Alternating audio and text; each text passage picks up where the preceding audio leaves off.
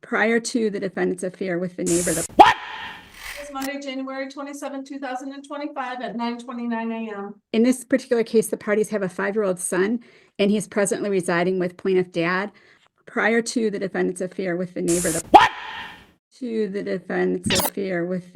the parties lived in an apartment provided to the plaintiff by the complex where he works, which meant he was only a phone call away. And also knowing the frequency of how often that the defendant would call him and ask him to come home right away, because she was overwhelmed. And when she gets overwhelmed, she tends to lash out at the child. Because of defendant's affair with another resident, the plaintiff's employer was concerned about repercussions and assisted plaintiff to find another position within their company. The defendant has recently cut her parents out of her life, but she has a solid relationship with the plaintiff's parents, and the plaintiff's parents are willing to facilitate defendant exercising parenting time in their home, where they can provide defendant with guidance and support during the parenting time. Plaintiff is aware that defendant at this point is not working. With her current jobless state, she's unable to assist financially at the present time, and he's willing to waive child support on a temporary basis. So therefore, he's asking that he be granted the temporary sole custody and care of the party's minor child, with defendant's parenting time facilitated by his parents as agreed upon between plaintiff, defendant, and plaintiff's parents. Okay, thank you.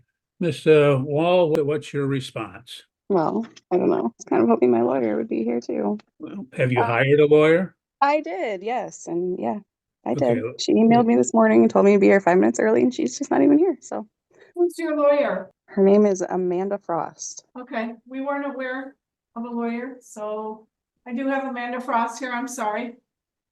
Okay. So we gotta go through everything. Well, we'll see. Nobody asked me. Ms. Frost, again, Ms. Thomas spoke to her motion, and we were not aware that you were in. We didn't have an appearance or anything of that nature that had been provided to us. I don't know if it was filed with the clerk, but we didn't have it. So again, we didn't let you in at that point because we didn't know who you were.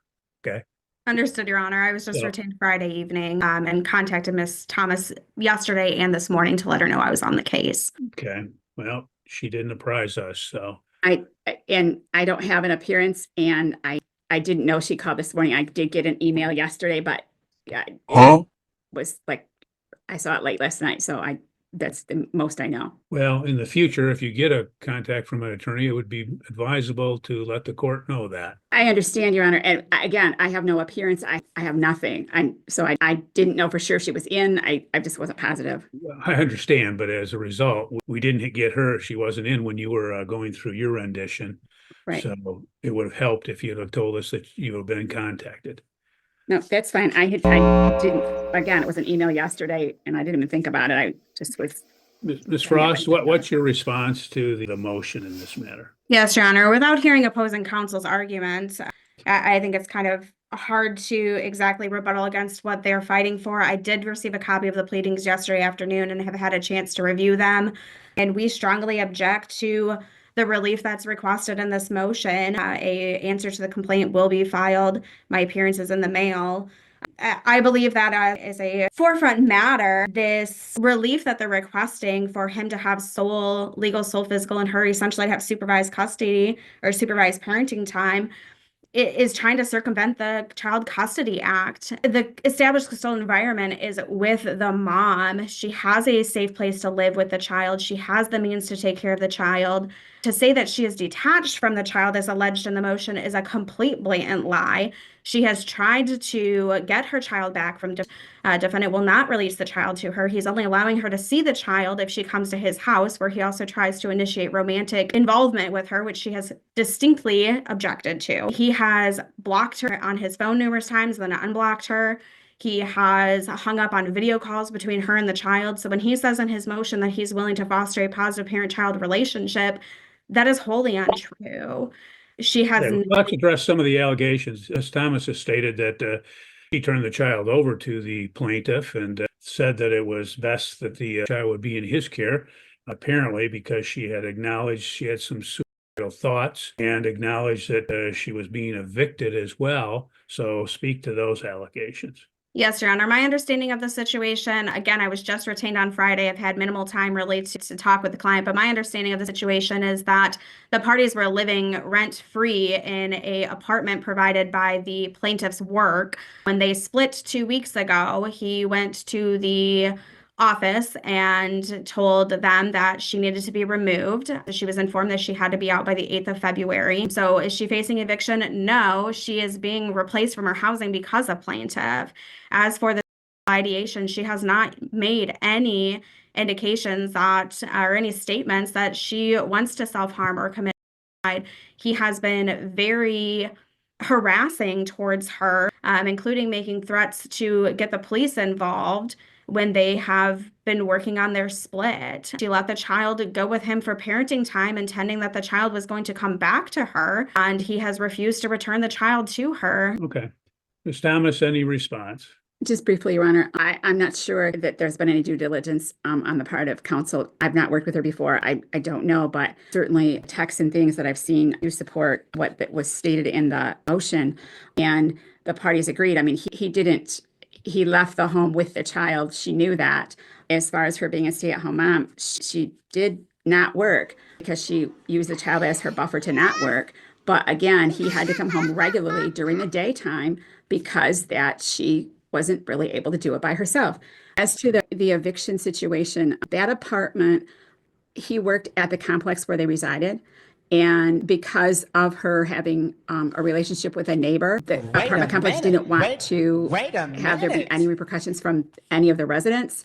So they helped him get a job at another apartment complex at the same company. So because of that, apartment is no longer going to be a free apartment. Because she was also residing there, they did do a 30-day notice. It has nothing to do, I mean, he's not got an apartment. He's not working at that location. There's no apartment to go with his job anymore because he's not at that job. So she is not going to be able to be there, but it's not because he went and told, because there was an issue between him and a potential issue between him and a tenant. He had to report. He did that. That was what the apartment complex did. So she definitely, it's not like he tried to get her kicked out. That wasn't even how that happened. They said, well, as long as there's a potential issue with the neighbor, we're going to help you get another job. So that apartment is not even going to be there available to either of them. Okay. Anything else, Ms. Frost? Yes, I'd like to touch on a few things. They're alleging that he had to come home regularly to help her with the child. That again is untrue. He was working at the complex where he lived. If he chose to come home for lunch, great, he came home for lunch.